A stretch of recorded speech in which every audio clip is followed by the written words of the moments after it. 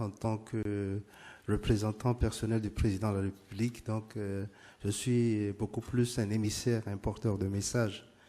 Le Madagascar, en effet, croit en la francophonie. Et permettez-moi de vous lire, en fait,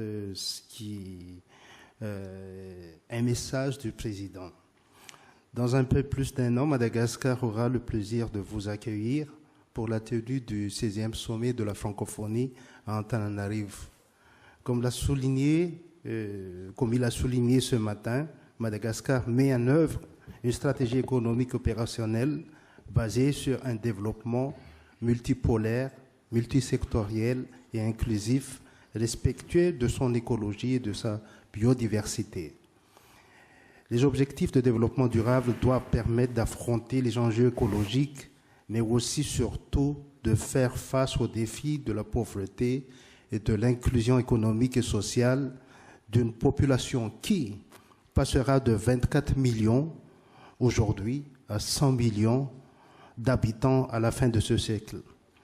En conséquence, dans le cadre de sa relance économique et de sa reconstruction, Madagascar engage et axe les efforts sur les secteurs qui enrichissent la chaîne de valeur, comme les infrastructures, l'énergie et l'aménagement urbain, l'agriculture et la transformation agroalimentaire, le tourisme, les activités extractives et de première transformation de matières premières, l'industrie manufacturière, les services financiers.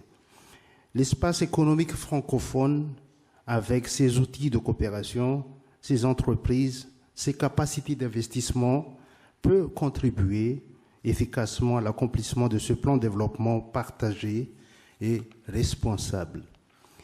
Il ne s'agit pas ici d'une simple vision perspective, mais d'un appel concret à l'action. Les préparatifs du sommet eux-mêmes constituent d'ores et déjà un domaine riche de coopération en raison des efforts d'investissement requis.